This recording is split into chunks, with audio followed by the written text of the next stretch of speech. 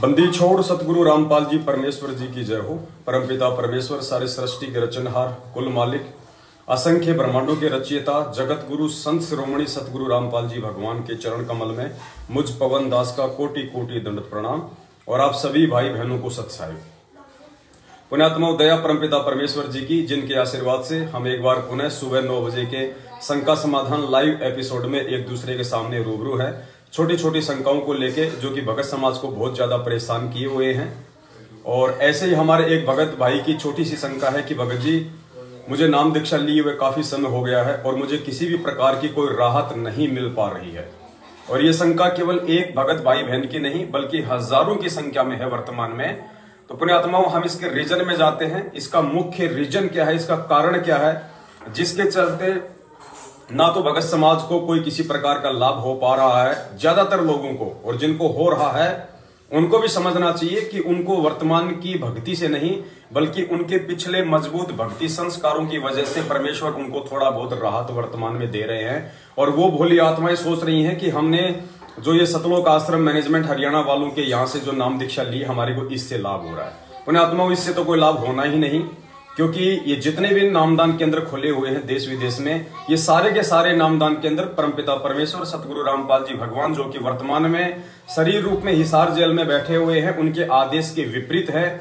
और भक्ति मार्ग में संत के आदेश के विपरीत यदि आप कोई क्रिया करोगे, कोई काम करोगे, तो वो निष्फल होता है, वो फलित नहीं होता है।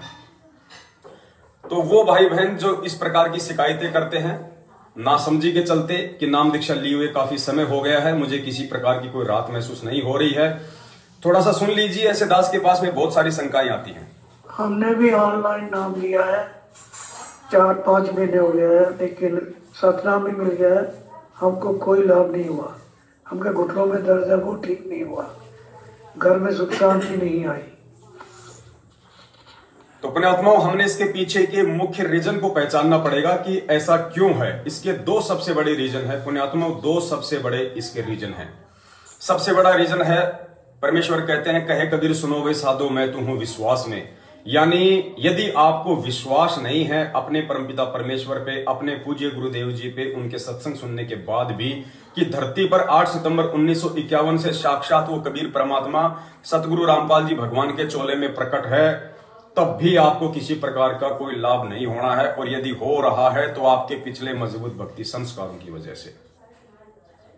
क्योंकि पुण्यात्माओं, कहे कबीर सुनो वे साधो मैं तू हूं विश्वास में, ये विश्वास बिना ज्ञान के हमारे अंदर पैदा नहीं हो सकता। और ये ज्ञान बिना परमपिता परमेश्वर सतगुरु रामपाल जी भगवान के सत्संगों को गहनता से सुने बिना पैदा नहीं हो सकता। और ये सत्संग जो है, ये बिना साध संगति से जुड़े समझ में नहीं आ सकते। और जब तक आपको सत्संग समझ में नहीं आएंगे तो आपको कुछ भी समझ में नहीं आएगा, ना परमेश्वर का ज्ञान, ना विधान, ना संविधान, जिसके चलते आप तरह तरह की मीन में हमेशा इस ज्ञान में और इस परमात्मा की भक्ति में निकालते ही रहेंगे।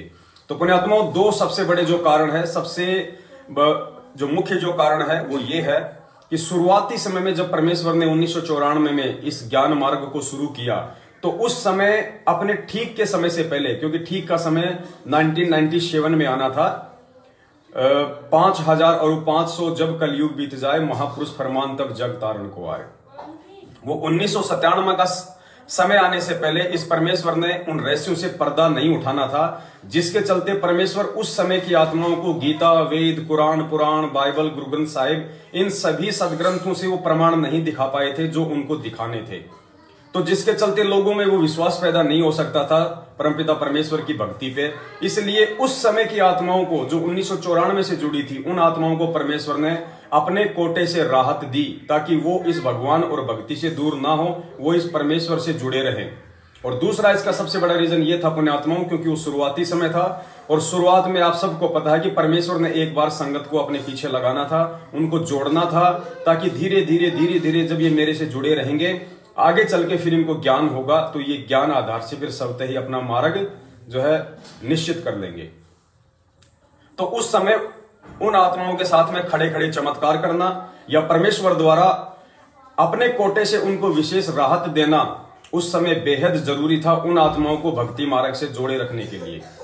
लेकिन पुण्यात्माओं, आज लगभग ये 26 से 27 साल की बात हो गई है। आज परमेश्वर ने सारे रहस्यों से सारा का सारा पर्दा उठा दिया है और परमेश्वर ने हमारे को वास्तविक सत भक्ति मंत्र दे दिए हैं, हमारे को सारी विधि विधान और संविधान समझा दिया है। अब पुण्यात्माओं, हमने आगे स्वयं ही इस मार्ग पे दो चार कदम आगे रखने पड़ेंगे। हमने इस परमेश्वर के ज्ञान को आधार बना के अब हमने आगे बढ़ना पड़ेगा, क्योंकि शुरुआत का जो सिस्टम था वो आपको बता ही दिया है। साथ में आपको पूज्य गुरुदेव जी का एक सत्संग भी सुना देते हैं कि उस समय उन आत्माओं को विशेष लाभ देना क्यों जरूरी था, क्योंकि उस समय उन आत्माओं को ज्ञान नहीं था, इसलिए परमेश्वर ने अपने साथ जोड़ना उनको लाजा। कल हमारे साथ कितना धोखा किए हुए हैं। आज से जो 15 साल पहले लगे थे 100-200 परिवार, अब उनमें से मेरे ख्याल में 10% उस लगन से 10% लगे हुए हैं, बाकी ढीले पड़ गए, क्योंकि उनका सुख कड़े हो गए।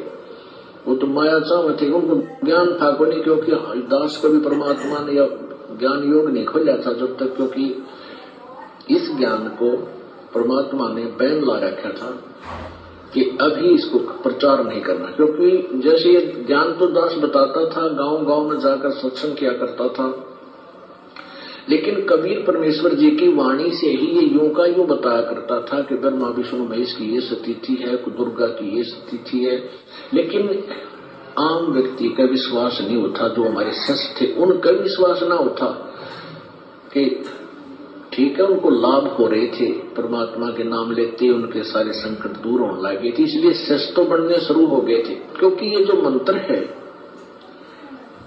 इस मंत्र का जाप पूरे विश्वास सत्य लगन के साथ जो व्यक्ति करता है, उसको ज्ञान है या ना है। जैसे डॉक्टर कोई दवाई देता है, औषधि देता है, मरीज खा लेता है, तो उसको नहीं पता इसमें कौन सा केमिकल है, कौन सा साल्ट है, तो वह दवाई अंदर भी लाभ तो करेगी। तो ऐसे तो पुराने समय में जो भक्त लगे थे उनको लाभ तो मिले होंगे, क्योंकि वो हमारे संग में ज्यादा रहते थे। जहां भी कहीं पाठ होता था वो सारे ही वहां आ जाते थे कि उनका सुख गणे हुआ करते। कुछ दिनों के बाद फिर वो अच्छे सुखी हो गए, घर में सुख हो गया, सारे लाभ होने लग गए। तो फिर हमने आश्रम क्रोथा में डेरा डाल लिया, वहां भी कुछ दिन आए, फिर ढीले पड़ गए, फिर संगत ज्यादा होती रही, ऐसे वो पीछे हट गए। तो कहने का भाव ये है कि एक समय ऐसा आता, वो हमसे दूर नहीं है, वो हमारे कोई ये भी नहीं है कि हम गुरु जी से दूर हो गए, लेकिन वो कमजोर पड़ गए और एक दिन ऐसी स्थिति आ जाएगी। वो तो पुण्यात्माओं, जिन आत्माओं को परमात्मा ने सन 1994 में अपने कोटे से जिनको सुख दिए, जिनको राहत दी, उनका सबसे बड़ा जो दुष्परिणाम है वो आज निकल के ये आया कि आगे चल के वो आत्मा स्वयं गुरु जी कह रहे हैं कि धीरे धीरे हमारे से दूर हो गई, क्योंकि वो ज्ञान समझ के नहीं जुड़ी थी, वो केवल लाभ से जुड़ी हुई थी। तो पुण्यात्माओं, आज परमात्मा ये क्यों चाहेगा कि ये आत्माएं मेरे से दूर हो जाए? इसलिए पुण्यात्माओं, आज हमें परमात्मा ज्ञान से जोड़ना चाहते हैं, इसलिए परमेश्वर ने हमें पूरा ज्ञान दे दिया है। सारे सदग्रंथों से जो प्रमाण है वो निकाल के हमारे को दे दिए हैं। अब हमने भी ये गलती नहीं करनी है, हमने भी ज्ञान आधार से भक्ति मार्ग पे आगे बढ़ना है। और जो भक्ति की जो कमाई है, जो गुरुदेव ने हमें जो सत मंत्र दिए हैं, जो पांचों हमारे को जो यज्ञ दिए हैं, उस आधार से हमारे को इस परमेश्वर को खुश करना पड़ेगा, इनको प्रसन्न करना पड़ेगा। और पुण्यात्माओं, जब परमात्मा प्रसन्न हो जाएगा तो फिर दुख किस बात का? परमात्मा खड़े खड़े चमत्कार करेगा।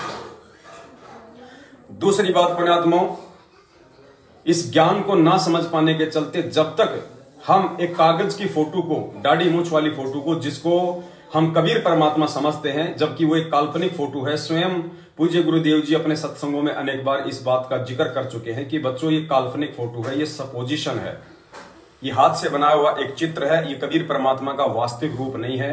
वो परमात्मा तो ना जाने कब और कितने रूप बना के आ जाते हैं।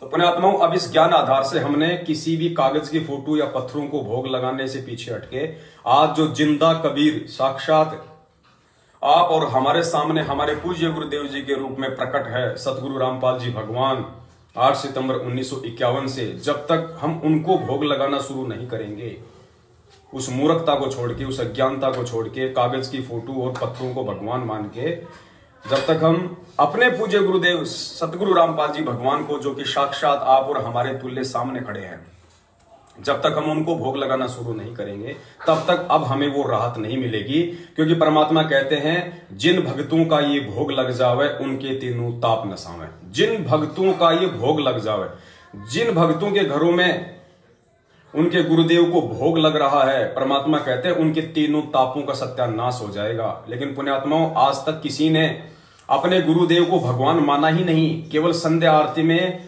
तोते की तरह हम सभी लोग एक रट्टा लगा रहे थे कि मेरे गुरुदेव भगवान दियो काट काट की फांसी, मेरे गुरुदेव भगवान। लेकिन हम गुरु को अलग और भगवान को अलग अलग मान के चल रहे थे, जिसके चलते हमें किसी प्रकार की कोई राहत नहीं मिल पा रही थी। और जिन भगत भाई बहनों को मिल रही थी या वर्तमान में मिल रही है, वो ये ना सोचें कि जो क्रिया मैं कर रहा हूं, या मैं सतलोक आश्रम मैनेजमेंट हरियाणा के साथ में चल रहा हूं, या मैं राजनीतियां कर रहा हूं, आरक्षणों में जा रहा हूं, इशार की तारीखों पे जा रहा हूं, इन फर्जी नामदान केंद्रों पे जा रहा हूं, उसके बाद भी मुझे लाभ हो रहे हैं। तो ये लाभ पुण्यात्माओं केवल उसकी बैटरी चार्ज है पिछले जन्म की, उसके कुछ मजबूत भक्ति संस्कार हैं, उसकी पुण्य कमाई उसके साथ है। लेकिन वो कब तक रहेगी, क्योंकि वर्तमान में वो ज्ञान आधार से नहीं चल रहा और मैनेजमेंट का साथ करके रोज वो अपनी मर्यादाएं तोड़ रहा है, तो वो बैटरी भी उसकी ज्यादा दिन तक सुरक्षित रहने वाली नहीं है। तो पुण्यात्माओं, ज्ञान आधार से अब हमने यदि परमेश्वर से लाभ लेना है, सबसे पहले हमने ज्ञान को आधार बनाना पड़ेगा। अपने पूज्य गुरुदेव जी के वास्तविक रूप और स्वरूप को समझना पड़ेगा कि इस पूरी पृथ्वी पे आज सतगुरु रामपाल जी भगवान के रूप में कौन प्रकट है, साक्षात वो कबीर परमेश्वर। तो हमने इन पत्थरों को भोग लगाना, कागज की फोटो को परमात्मा समझ के जून के महीने में उनका कबीर प्रकट दिवस मनाना, उनको भोग लगाना, उनकी पूजा करना। गुरुदेव ने तो यहां तक अपने सत्संग में साफ साफ मना कर दिया है कि आपने केवल अपने दरबार में अपने ही इष्ट का फोटो रखना है, अपने मालिक का फोटो रखना है। तो पुण्यात्माओं, हमारा इष्ट, हमारा मालिक वो कागज की फोटो, वो दाढ़ी मूछ वाली फोटो नहीं है। हमारा इष्ट, हमारा मालिक, हमारा भगवान, हमारा गुरु केवल परमपिता परमेश्वर सतगुरु रामपाल जी भगवान है। तो अब हमने ये नादानियां छोड़ के ज्ञान आधार से इस भक्ति मार्ग पे आगे बढ़ना होगा। और आप जितने भी भगत भाई बहन हैं जो अभी तक अपने पूज्य गुरुदेव जी को भोग नहीं लगा रहे हैं, एक 42 या 40 मिनट की एक आरती आती है, यूट्यूब पे सर्च करेंगे भोग की आरती संत रामपाल जी महाराज, तो मोको कहां ढूंढे रे बंदे मैं तो तेरे पास में, यहां से स्टार्ट होती है। एक 40 या 42 मिनट की आरती है। उस आरती के साथ में आपने हलवा प्रसाद का भोग लगा के, देसी घी में थोड़ा सा हलवा प्रसाद का भोग लगाइए। जब भी आपको समय हो, शनिवार को या रविवार को या महीने में एक बार 2 बार, आप अपने पूज्य गुरुदेव जी के लिए हलवा प्रसाद का भोग लगाइए और उस 42 मिनट की आरती के साथ प्रेम पूर्वक बैठ के वो आरती आप जी कीजिए। उसके बाद परमात्मा कहते हैं कि जिन भक्तों को ये भोग लग जावे, जिन भक्तों का ये भोग लग जावे, यानी जो भगत अपने घर पे अपने गुरुदेव को भगवान मान के उनको भोग लगाना शुरू कर देंगे, तो कहते हैं उनके तीनों ताप नसावे, फिर उनके सारे दुख, उनकी दारिद्रता, उनका सब कुछ परमेश्वर हर लेता है। क्योंकि ये असली महादेव है। हर हर महादेव, हर हर महादेव का मतलब पुण्यात्माओं भगवान शंकर नहीं है।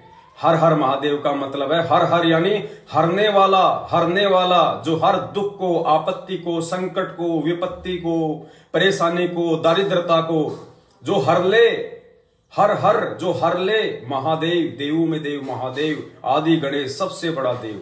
तो ये हर हर महादेव वास्तव में परमपिता परमेश्वर सतगुरु रामपाल जी भगवान है।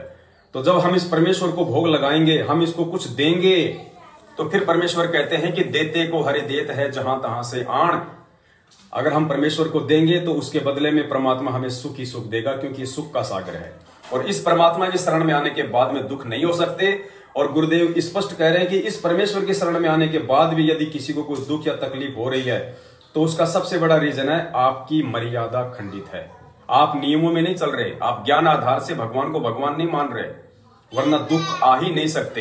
तो सुनिए पहले परमपिता परमेश्वर का ये छोटा सा सत्संग। गीता अध्याय नंबर 15 के श्लोक 17 में स्पष्ट किया है कि उत्तम पुरुष है तो अन्य परमात्मा इति उदाहरते हैं, ये लोक धर्म आविश्य विवर्ती अवैश्वर है। इसमें यह स्पष्ट किया है कि उत्तम पुरुष,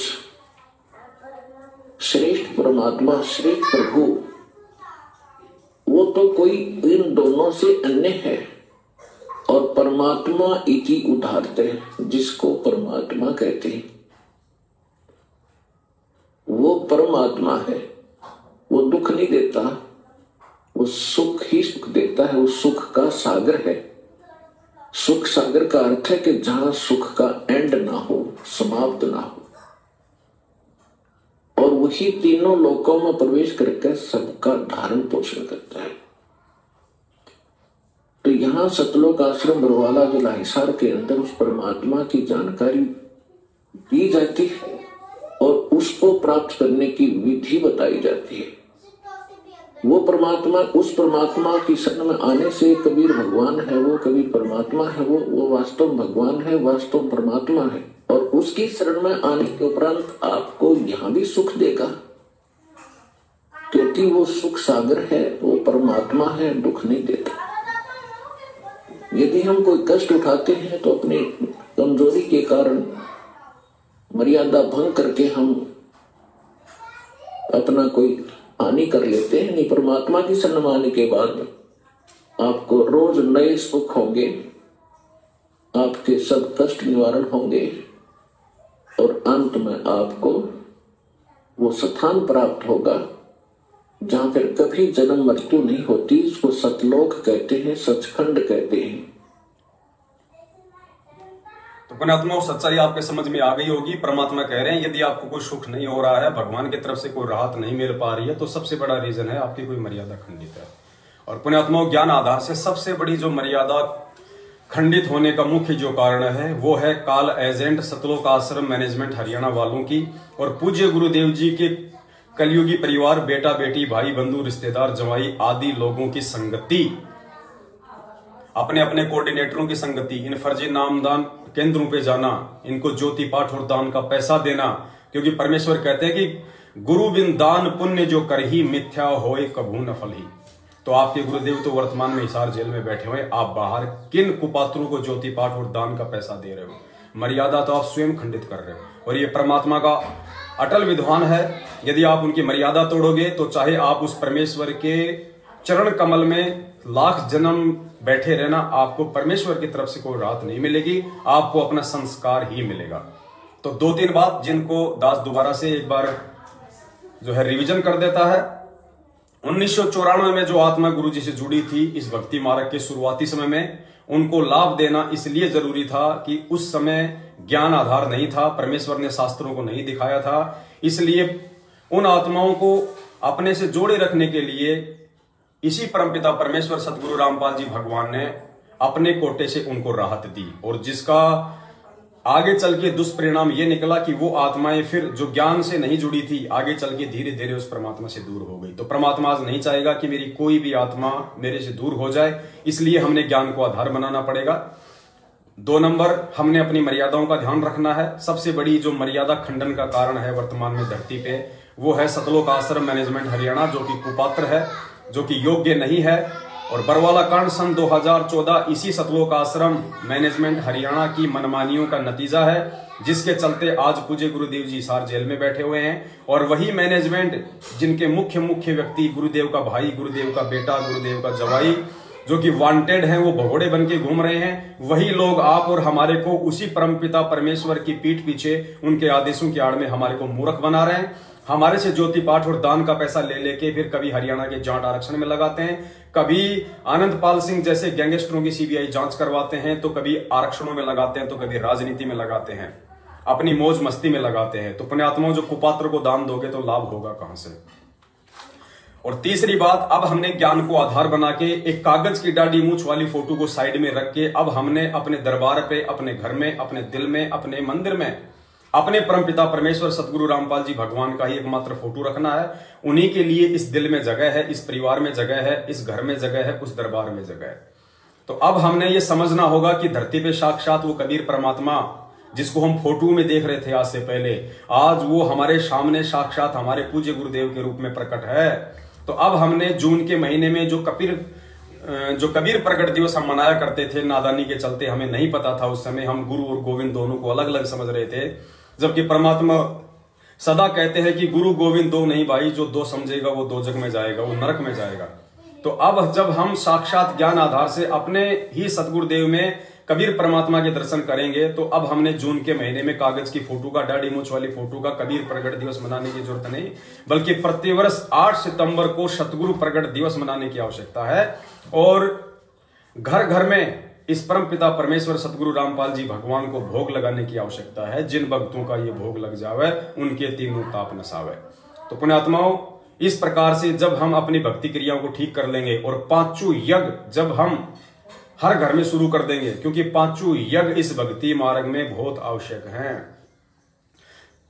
पहला यज्ञ है ज्ञान यज्ञ, दूसरा ध्यान यज्ञ, तीसरा हवन यज्ञ, चौथा प्रणाम यज्ञ और 5वां है धर्म यज्ञ। अब हमारे 4 यज्ञ तो हो रहे हैं, लेकिन 5वां जो धर्म यज्ञ है वो नहीं हो पा रहा है जब से गुरुदेव ईसार जेल गए। इनको पात्रों को हम पैसा देंगे तो हमारे पैसे का दुरुपयोग होगा, उससे हमारे को उल्टा नुकसान होगा। तो 5वां जो धर्म यज्ञ है वो केवल साध संगति के कार्यक्रम में जाने से ही संभव होगा, क्योंकि वहां पे धर्म भंडारे होते हैं। सभी भगत भाई बहनों के लिए जो परमेश्वर की योग्य आत्माएं हैं, जो सुपात्र आत्माएं हैं, जो कि वास्तव में योगी हैं, जिसका जिक्र किया है परमपिता परमेश्वर ने कि एक तरफ तो 1000 ब्राह्मणों को बैठ के भोजन कराया जाए और एक तरफ एक योगी को, एक सच्चे भगत को, जो पूर्ण परमेश्वर का भगत है, जो मर्यादा में है, उसको भोजन कराया जाए। तो 1000 ब्राह्मणों को भोजन करवाने से ज्यादा लाभ उस एक योगी को, उस एक सच्चे भगत को, उस एक सत्सेवक को भोजन कराने से मिलता है। तो पुण्यात्माओं, कितना लाभ होगा जब साध संगति के कार्यक्रम में हजारों सैकड़ों की संख्या में भगत भाई बहन आते हैं और वहां जो भंडारा होगा वो आप सभी के आर्थिक सहयोग से होगा। आप सबका दिया हुआ दान उन योगियों को भोजन करवाया जा रहा है। तो परमेश्वर के विधान अनुसार आपको कितने ब्राह्मणों को भोजन कराने वाला लाभ मिलेगा। और जब हम परमात्मा के विधान पे निरंतर आगे बढ़ेंगे, 5 यज्ञ हमारे संपूर्ण होंगे, तो परमेश्वर के विधान अनुसार फिर हमने किसी से कुछ भी मांगने की आवश्यकता नहीं होगी। परमेश्वर सारे लाभ हमें खड़े खड़े देगा। ना हमारे घुटनों में दर्द होगा, ना हमारे कमर में दर्द होगा, ना हमें कैंसर होगा, ना हमें कोरोना होगा, ना हमारी कोई एक्सीडेंट में मृत्यु होगी, ना हमारे घर में कोई अमंगल होगा, ना माता पिता से पहले बेटा बेटी मरेंगे, ना कोई बहन बेटी विधवा होगी। सबके घर में मंगल ही मंगल होगा, क्योंकि परमात्मा साक्षात धरती के ऊपर प्रकट है। और इस भगवान की शरण में आने के बाद यदि कोई मर्यादा में रह के और ज्ञान आधार से इस भगवान को भगवान समझ के भक्ति करेगा, पुण्यात्माओं, संत वचन पलटे नहीं, चाहे पलट जाए ब्रह्मांड, परमात्मा का वचन फेल नहीं हो सकता। सुख होगा ही होगा। और यदि फिर भी सुख नहीं हो रहा है तो ये कुछ बातें जो परमेश्वर ने दास को सत प्रेरणा करके आप जियों तक पहुंचवाई हैं, आप जी इन पे थोड़ा सा चिंतन करना, थोड़ा मनन करना, थोड़ा गौर करना। आप जी कहां पे त्रुटि कर रहे हैं, आप ज्ञान आधार से साध संगतियों से अभी तक जुड़े हैं या नहीं जुड़े हैं। आप जी सतलोक आश्रम मैनेजमेंट हरियाणा को ज्योति पाठ और दान का पैसा देके परमात्मा की मर्यादा तोड़ रहे हैं या नहीं तोड़ रहे हैं।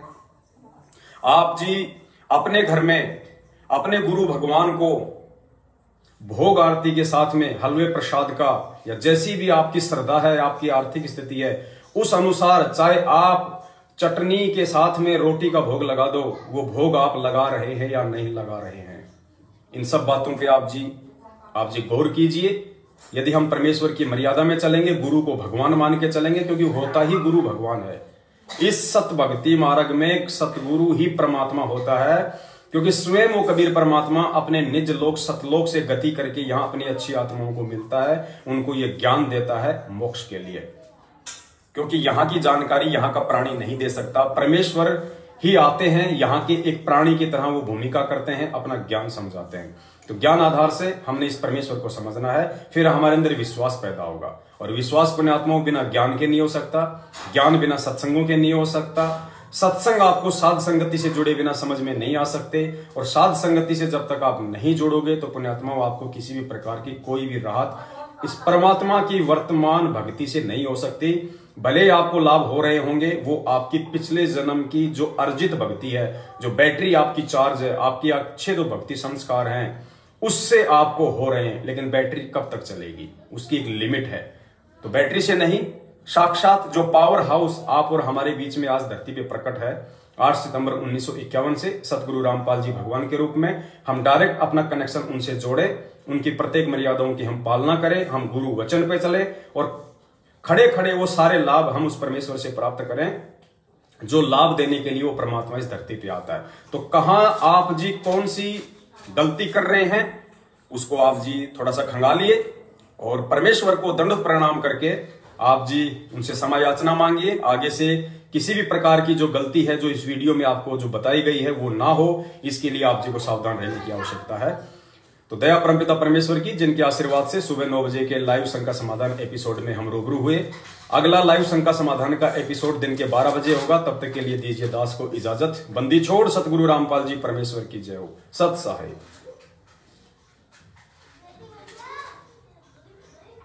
जिसके सिर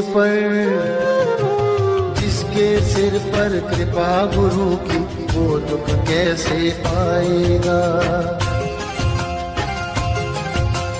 जिसके सिर पर कृपा गुरु की, वो दुख कैसे पाएगा। नाम गुरु जी का जप लेगा, नाम गुरु जी का जप लेगा, जीवन सफल बनाएगा। जिसके सिर पर